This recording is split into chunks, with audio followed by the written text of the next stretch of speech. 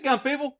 A lot of people ask me about body language and why don't you do. There's a woman out there who does some real good jobs on body language. I can't remember her name, but darn it, I wish I had it. Somebody will put it in the comments. I should try and look her up maybe. Okay, here she is. Body Language Ghost. She does a good job if you guys want to check her out on some body language. But anyway, back to mine. So this guy is a former FBI agent. And some of the things he says, I agree. Some I don't. He did this for a while and he was dealing... I think his experience comes from what I would say is a sterile environment. He's more used to dealing with people in interviews versus on the streets where his life's in danger. Most FBI guys wear a suit for a reason, a shirt and tie. It's not because they're out there dealing with bad guys.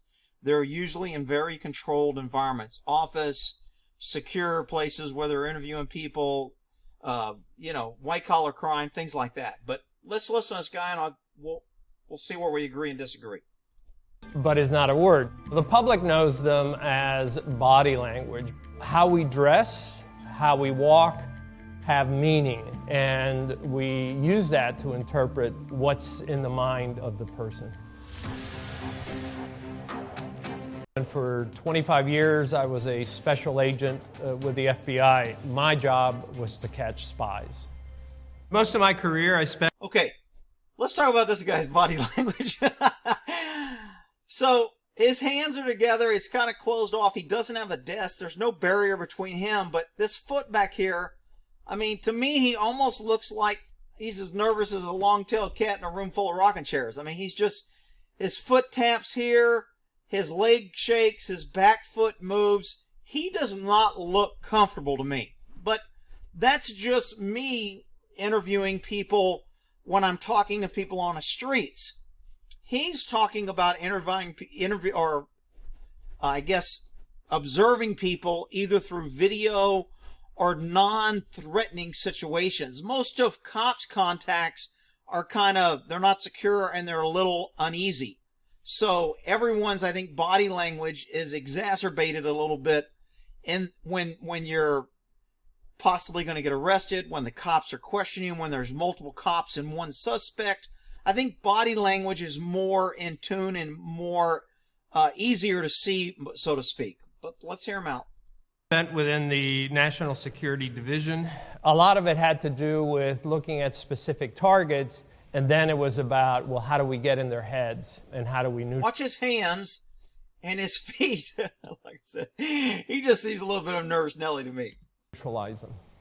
Our security is based on nonverbals. We look at the person through the peephole. We look at who's behind us at the ATM machine. We know from the research that most of us select our mates based on nonverbals. So we may think we're very sophisticated, but in fact, we are never in a state where we're not transmitting information.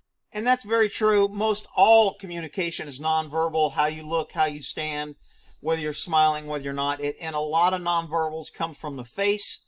Other things come from the body language. Shoulder, hands, arm, where you hold them, how high. I mean, there's all kind of theories out there. But I think it's just what I call street savvy. When you learn the rules of the jungle, the concrete jungle on the road, you've been lied to so many thousands of times.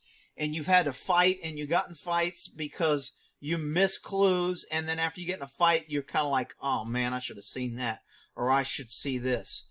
And it just becomes a little bit more of a second nature. When you live in safety la-la land because you think a no gun zone sign is going to protect you, you lose that ability to want to read people. When you're questioning people, remember, you can be nice to everybody, but always have a plan to kill them. That's how you survive. People will call that paranoid. People will call it strange. But it's just a philosophy that, hey, at any point in time, things can go bad. So you better know where the escape routes are. You better know where your gun's at. You better know what kind of defense, what barrier you can put between you, how you can create distance, where's the exits.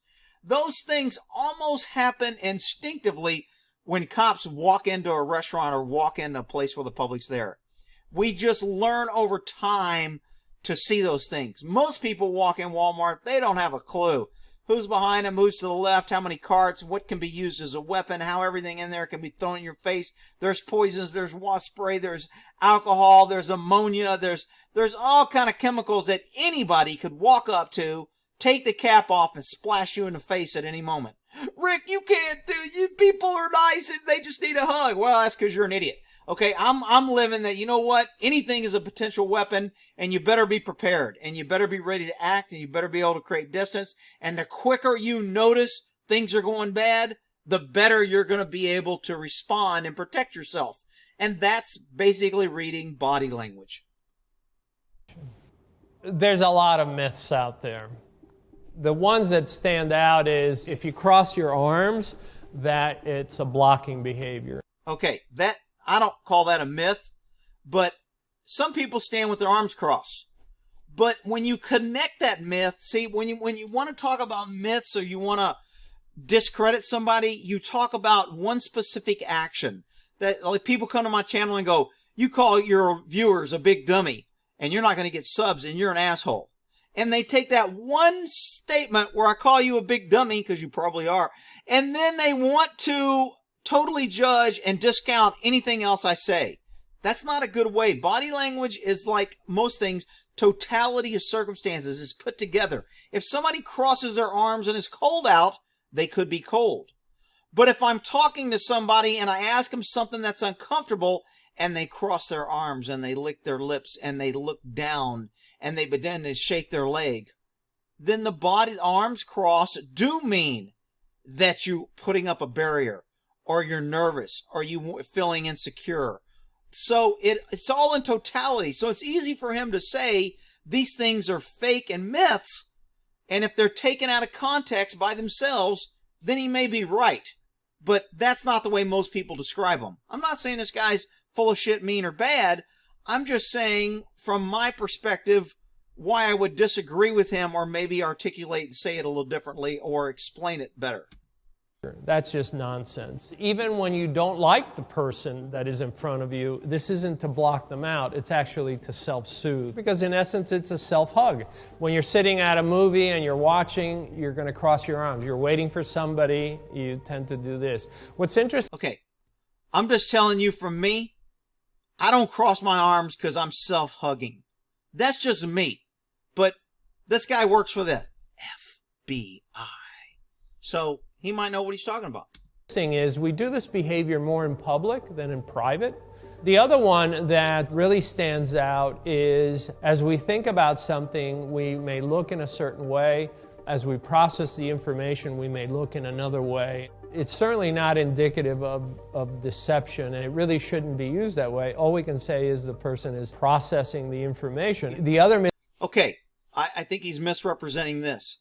Cops say that a lot when you look into your left or right, and I don't really care which way you're looking. To me, you're trying to pull facts. And when I ask you something like, what's your name? And you look up like you're searching for facts, that is a huge red flag that you're about to lie, and you're lying. Because 99.999% of the people know their freaking name, unless you're a freaking liberal and you voted for Hillary and Obama. But, I digress. If you're, again, out of context, he's saying it like people are running around making decisions on whether somebody's lying or not, whether they looked up. That's not true. It's the totality of the things. It's what you're asking and what their other behavior is. It's like everything. You develop a critical eye, and the more information you have, you're going to view things differently because you're putting in a lot more filters and factors on what you're basing your opinion on. Again, this is my opinion, not the FBI, but you can take it for what it's worth. Misconceptions are that if the person clears their throat, touches their nose, or covers their mouth, they're lying. We do these behaviors as self-soothers. They're pacifying behavior. This guy's a big pacifist. He just thinks everybody's in love with themselves and everything is self-soothing. I'm telling you, when I'm questioning a dude and he's about to go to prison, and I'm questioning him about did he know the girl that he raped or that he killed or that we have pictures of him leaving the house, and when I'm questioning him and he's rubbing his face and he's looking off and he's crossing his arms and he's squinting his eyes and he's looking like a nervous long-tailed cat in a room full of rocking chairs, I'm saying he's being deceptive. He's lying. But his totality, this guy's making it seem like, oh, he's just self-soothing, Rick. If you gave him a smoothie, he wouldn't do that because he would feel secure. Well, that's because you're an idiot. Scientifically and empirically, there's just no Pinocchio effect. And people who prattle that and say, well, we can detect deception because the person touches their nose or covers their mouth, that's just sheer nonsense. We humans are lousy at detecting deception. Espionage. He's saying we humans. He's talking about the normal sheep that go to the grocery store every day and never notice that half the people in a store are on drugs or under the influence, and that their pupils are pinpointed, or their pupils are dilated, or their face is flushed, or they smell like alcohol, they smell like methamphetamine, or they have a bulge in their shirt, under their shirt, because they're carrying a weapon. Most people that go in never see any of that, even though it's right in front of them. So when he says people are lousy, he's talking about those people who haven't trained or learned how to evaluate their surroundings. And he's right if you're taking those people. He's not talking about vets who have been in combat. He's not talking about cops who have worked the streets and have been fought their way out of being stabbed or have guns pulled on them or have had to have their gun pulled on other people with guns, for years and decades. He is not talking about those people. But he doesn't specify that. He makes a general statement. So for the most people who aren't really aware of that, they're kind of like, this guy must know what he's talking about. He works for the FBI. All these other people are full of shit. Well, I'm calling BS, and I just don't think he's articulating it well. But his body language still tells me he's a little nervous guy sitting in a chair. Work is often nowhere near what we see in movies. And in one of the cases, we had information from another country saying, you have an American we think is actually a mole who somehow entered the United States, is able to pass as an American, but he's here working for a hostile intelligence service. And just fortuitously, he was videographed coming out of a flower shop. We're looking at the video, and everybody in our small unit, we were saying, well, there's not much there. He's coming out of the shop, getting in his car. What exactly did the government think they were going to find putting 10 people watching a guy walk out of a flower shop? Did anybody have the expectation that he was going to walk out and go, I'm a spy? But he makes a little point here. And I said, stop the film right there. Whoa, he said stop. Out of all the guys in the office, he said stop the film. Damn, this guy must be good. Just as he came out of the shop, he took the flowers, and most Americans tend to hold the flowers by the stalk so that the flowers are up. This individual took them and grabbed the stalk and then held the flowers so that they were facing down. And I said, that's how they carry flowers in Eastern Europe. Rather than confront him about, are you a spy, I decided to do what's called a presumptive. So as I sat there with him, I said, would you like to know how we know? And he had this look on his face. FBI is big about saying how smart they are and how they catch you because they think it sets you off guard. But when you ask open-ended questions that can't be answered by yes or no, that's just good investigative techniques. Sometimes I want a yes or no. Sometimes I want you to fill in the blanks. So if you're being interviewed and somebody is asking questions that are open-ended, they want you to give them information. If they're asking close-ended questions like, did you do it? Is this your car? Is this a video of you leaving a store? Those are things to where they're not asking for information. They're just trying to get you confirmed yes or no and work on that type of questioning. So when you're interviewing, you ask open or close-ended questions. This guy's asking, oh, would you like to know how we found you? And he's hoping the guy will say, well, it's probably because, it's kind of like cop. You know why I stopped you?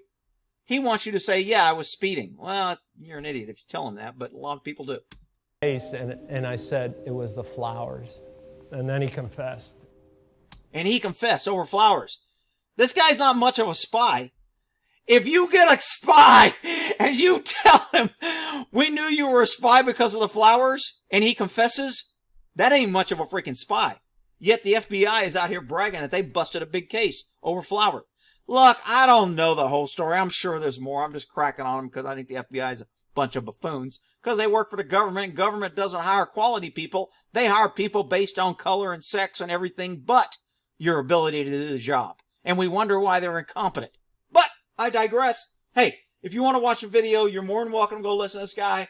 Former FBI agent explains how to read body language, Tradecraft Wired. It's on the YouTube channel Wired.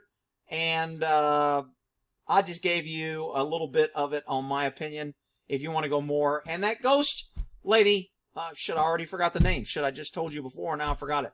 But anyway, she does good body language videos. I've listened to her and she seems like she's not packing sand. But anyway, we'll end that there on body language.